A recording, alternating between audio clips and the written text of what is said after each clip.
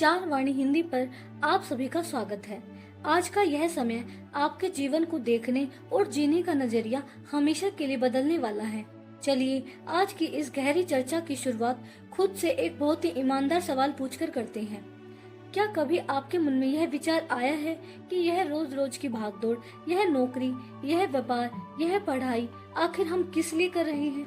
जब भी हम जिम्मेदारियों के बोझ से, ऑफिस के स्ट्रेस से या पढ़ाई के दबाव से बुरी तरह थक जाते हैं, तो हमारा मन सबसे पहले भागने का शॉर्टकट ढूंढता है। हमें अचानक लगने लगता है कि अगर हम यह नौकरी छोड़ दें, इस काम से पीछा छुड़ा लें या सब कुछ छोड़ छाड़कर किसी शांत पहाड़ी या जंगल में चले जाएं, तो शायद हमारे मन को असली शांति मिल जाएगी। हमारा मन हमेशा मुश्किलों से दूर भागने को ही सुकून का रास्ता मान लेता है। ठीक यही गहरी मानसिक उलझन आज से हजारों साल पहले कुरुक्षेत्र के मैदान में महायोद्धा अर्जुन के मन में भी खड़ी हुई थी। जब अर्जुन ने कुरुक्षेत्र की रणभूमि में अपने ही परिवार के लोगों को सामने युद्ध के लिए खड़े देखा, तो उनका दिल बैठ गया, उनके हाथ से धनुष छूट गया और वे रथ के पीछे बैठकर रोने लगे। अर्जुन को लगा कि अपने ही गुरुओं और भाइयों को मारकर राजपाट भोगने से लाख गुना अच्छा है कि मैं यह युद्ध ही न करूं और सब कुछ छोड़कर सन्यासी बन जाऊं और भीख मांगकर अपना गुजारा कर लूं। अर्जुन का यह फैसला असल में उनके मन का एक ऐसा डर था जो उन्हें कर्तव्यों से दूर भगा रहा था।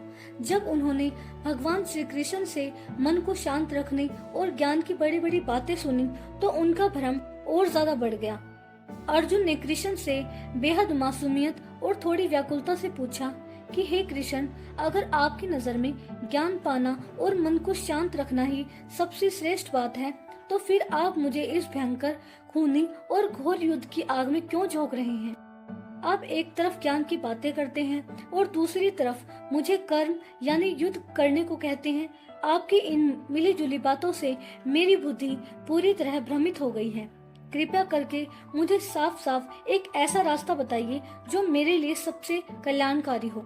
मुझे यह बताइए कि मेरे लिए सही रास्ता कौन सा है, सब कुछ छोड़कर सन्यासी बन जाना या इस मैदान में खड़े होकर यह भयंकर युद्ध लड़ना?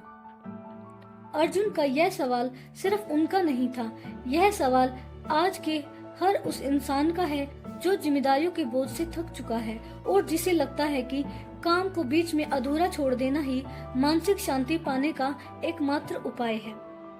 अर्जुन की इस व्याकुलता और कश्मकश को देखकर भगवान श्री कृष्ण के चेहरे पर एक बहुत ही शांत और मंद मुस्कान आती है। वे अर्जुन को डांटते नहीं हैं, बल्कि बहुत ही प्यार से समझाते हैं कि हे अर्जुन, तुम जो सोच रहे हो कि युद्ध का मैदान छोड़कर जंगल भाग जाने से तुम कर्म के बंधन से मुक्त हो जाओगे और तुम्हें शांति मिल जाएगी, वह तुम्हारी सबसे बड़ी नासमझी और गलतफहमी है। इस संसार में सत्य को पाने के दो मार्ग अनादिकाल से चले आ रहे हैं। पहला है ज्ञान का मार्ग, जो बड़े बड़े विचारकों और ज्ञानियों के लिए है।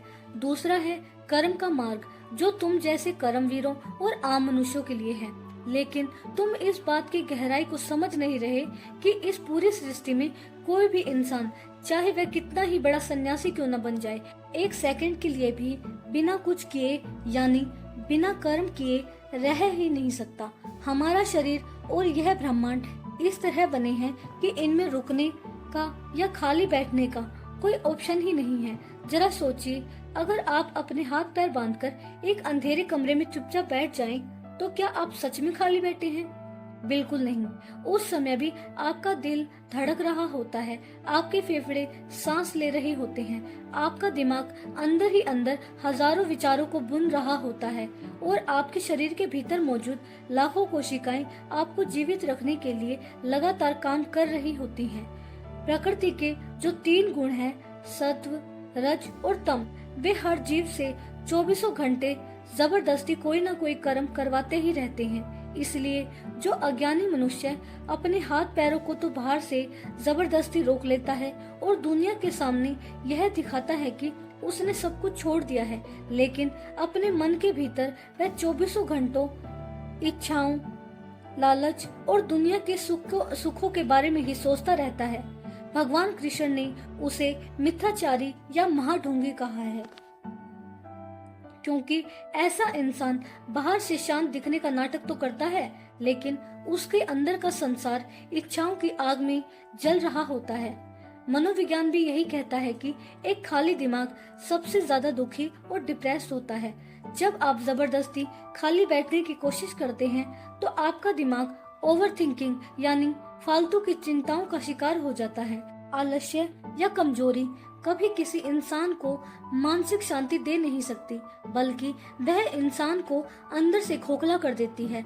असली कर्मयोगी वह नहीं जो डरकर काम छोड़ दे और जिम्मेदारियों से मुंह मोड़ ले, बल्कि असली कर्मयोगी तो वह है जो दुकान पर बैठे, दफ्तर में नौकरी करे, मेहनत का व्यापार करे, अपने पूरे परिवार को संभाले, लेकिन अपने दिमाग को पूरी तरह शांत रखकर बिना किसी स्वार्थ और अहंकार के अपनी जिम्मेदारियों को पूरा करे। जब हम बिना किसी स्वार्थ के काम करने की बात करते हैं तो आज के आधुनिक इंसान के मन में यह सवाल आता है कि मैं निस्वार्थ भाव से काम क्यों करूं? आज का मनुष्य बेहद स्वार्थी हो गया है।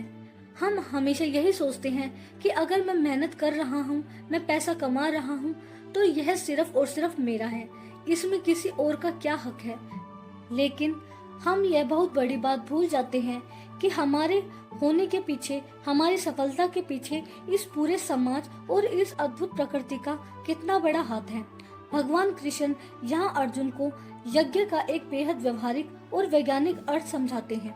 वे कहते हैं कि जब विधाता ने इस ब्रह्मांड की रचना की थी तो उन्होंने इसे आपसी सहयोग के एक चक्र से जोड़ा था, जिसे यज्ञ चक्र कहा जाता है।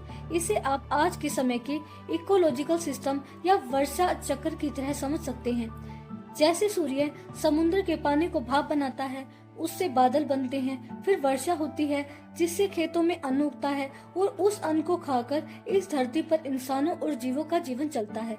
इस पूरे चक्कर में ध्यान देने वाली बात यह है कि नदियाँ कभी अपना पानी खुद नहीं पीती, पेड़ कभी अपने उगाए फल खुद नहीं खाते और सूर्य पूरी दुनिया को बिना किसी भेदभाव के मुफ्त में रोशनी और ऊर्जा देता है। यह सब प्रकृति का अपना एक निस्वार्थ यज्ञ है जो बिना रुके लगातार चल रहा है। अब कृष्ण यहाँ एक बहुत ही कड़वी और हम सबको झकझोर देने वाली बात कहते हैं। वे कहते हैं कि जो मनुष्य इस समाज से, इस देश से, इस प्रकृति से सब कुछ लेता तो है, संसाधनों का इस्तेमाल करता है, सुख सुविधाएं भोगता है, पैसा और सम्मान कमाता है, लेकिन बदले में समाज के कल्याण के लिए, दूसरों की भलाई के लिए अपना कोई योगदान या कर्म रूपी आहुति नहीं देता, वह इंसान इस धरती पर एक चोर के समान है। अपने स्वार्थ के लिए जिया गया जीवन और केवल अपने लिए पकाया गया भोजन असल में जीवन नहीं, बल्कि पाप बटोरना है। इससे हमें यह बहुत बड़ी सीख मिलती है कि हम जो भी काम करते हैं उसे सिर्फ अपने बैंक बैलेंस को भरने या अपनी सुख सुविधाओं को बढ़ाने का नजरिया मत बनाइए। अपने काम को इस भावना के साथ कीजिए कि आपके काम से समाज का और दूसरों का भला हो सके। जब आप इस सेवा भाव से अपने दफ्तर का काम करते हैं तथा बिजनेस चलाते हैं तो आपका काम आपके ऊपर कोई मानसिक तनाव या बोझ नहीं बनता, बल्कि वह काम ही ईश्वर की सबसे बड़ी पूजा बन जाता है। समाज को वापस लौटाना यानी गिविंग बैक का यह नियम जीवन में सच्ची बरकत और आत्मिक सुख लेकर आता है। इस निस्वार्थ कर्म के सिद्धांत को और गहराई से समझने के लिए श्री कृष्ण अर्जुन के सामने इतिहास के सबसे बड़े रोल मॉडल का उदाहरण देते हैं। वे कहते हैं कि हे अर्जुन, जरा इतिहास के पन्नों को पलटकर देखो। राजा जनक जैसे महान और परम ज्ञानी राजाओं ने भी कभी अपने राज धर्म और कर्म का त्याग नहीं किया। वे चाहते तो महलों के ऐशो आराम को छोड़कर किसी गुफा में जाकर सन्यासी बन सकते थे, लेकिन उन्होंने समाज को बिखरने से बचाने के लिए, अपनी प्रजा की रक्षा और कल्याण के लिए जीवन की आखिरी सांस तक अपने कर्तव्यों को पूरी निष्ठा से निभाया। ऐसा इसलिए है क्योंकि इंसान एक सामाजिक प्राणी है और वह हमेशा अपनों से बड़े, सफल या श्रेष्ठ लोगों को देखकर ही सीखता है। समाज का जो भी श्रेष्ठ पुरुष होता है, यानी जो व्यक्ति किसी ऊंचे पद पर है, जो नेता है, जो सफल है या जो किसी परिवार का मुखिया है, वह जैसा जैसा आचरण करता है, आम लोग भी आंख बंद करके उसी के रास्ते पर चलने लगते हैं। वह अपने जीवन से जो भी मापदंड या मिसाल स्थापित करता है, पूरी दुनिया उसी का अनुकरण करती है। अगर किसी घर का पिता ईमानदार और मेहनती है तो बच्चा बिना कहे ही ईमानदारी का पाठ सीख लेता है। लेकिन अगर समाज के बड़े लोग, लीडर्स या माता पिता ही गलत रास्ते पर चलेंगे या अपने कर्तव्यों से भागने लगेंगे तो पूरी आने वाली पीढ़ी आलसी और दिशाहीन होकर बर्बाद हो जाएगी।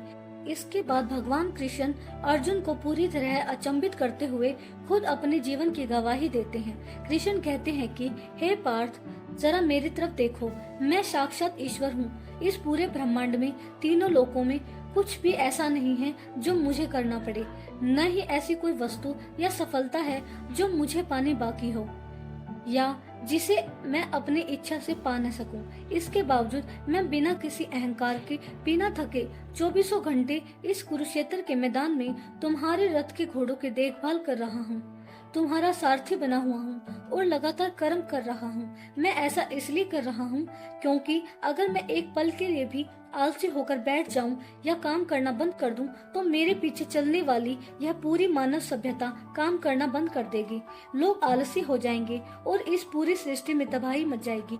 कृष्ण की इस बात में आज के हर सफल और ईमानदार जिम्मेदार इंसान के लिए एक बहुत ही बड़ी सीख छिपी है। आपके कर्मों को सिर्फ आप नहीं देख रहे, आपसे जुड़े हुए लोग, आपका परिवार और आपकी आने वाली पीढ़ी भी आपको देख रही है। आप जीवन में जितने बड़े मुकाम पर पहुंचते हैं, समाज और अपने परिवार के प्रति आपकी जिम्मेदारी उतनी ही ज्यादा बढ़ जाती है। यदि आप चाहते हैं कि आपके आसपास का माहौल बेहतर हो तो पहले आपको अपने कर्मों को श्रेष्ठ और आदर्श बनाना होगा। कृष्ण की इन बेहद तार्किक और गहरी बातों को सुनकर अर्जुन के मन का भ्रम तो दूर होने लगता है, लेकिन उनके दिल में एक ऐसा सवाल पैदा होता है जो सदियों से आज तक हर इंसान के मन को कचोटता आया है।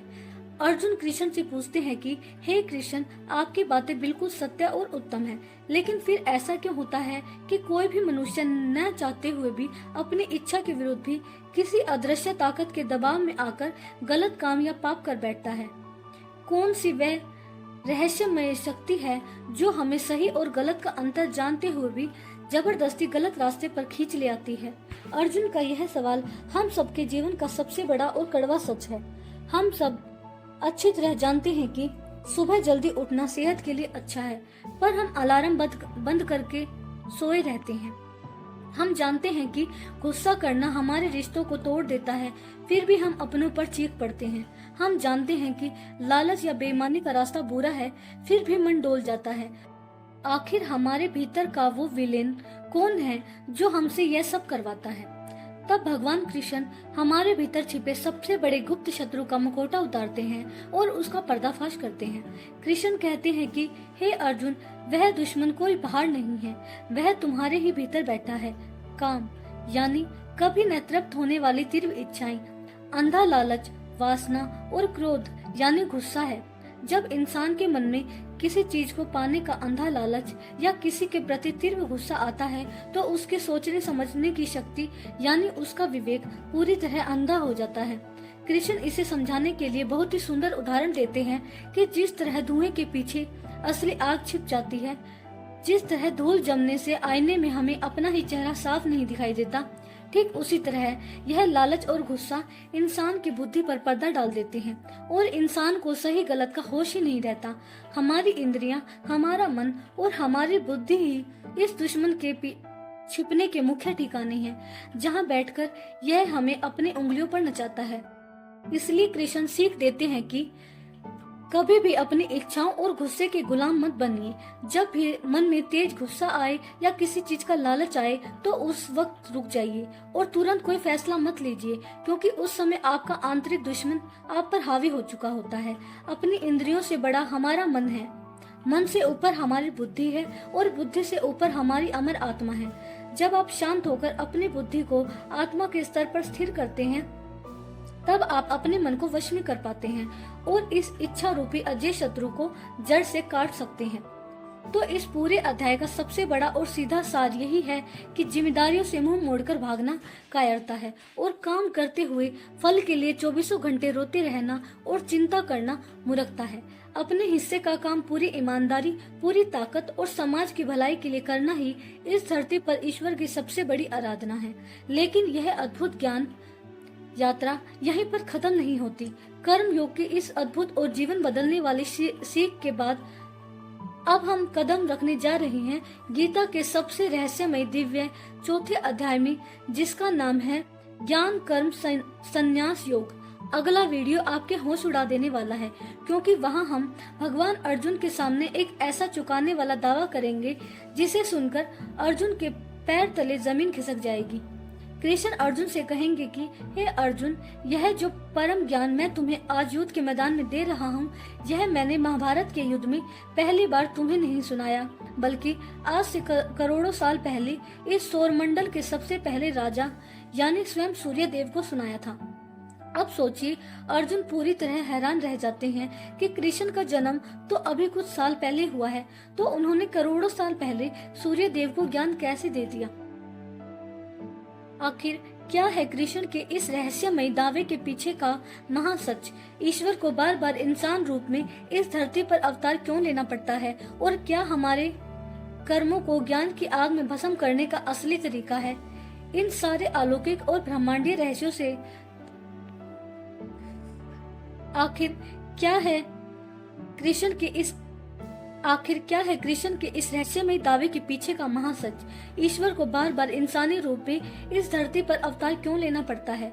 और क्या है हमारे कर्मों को ज्ञान की आग में भस्म करने का असली तरीका?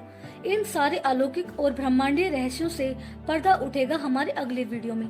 उस महाज्ञान को बिल्कुल भी मिस मत कीजिएगा। विचारवाणी हिंदी को अभी सब्सक्राइब कर लीजिए, इस वीडियो को लाइक कीजिए और कमेंट बॉक्स में अपनी पूरी श्रद्धा के साथ लिखिए जय श्री कृष्ण। मिलते हैं अगले अध्याय के महारहस्य के साथ। तब तक के लिए कर्म करते रहिए और सकारात्मक रहिए। धन्यवाद।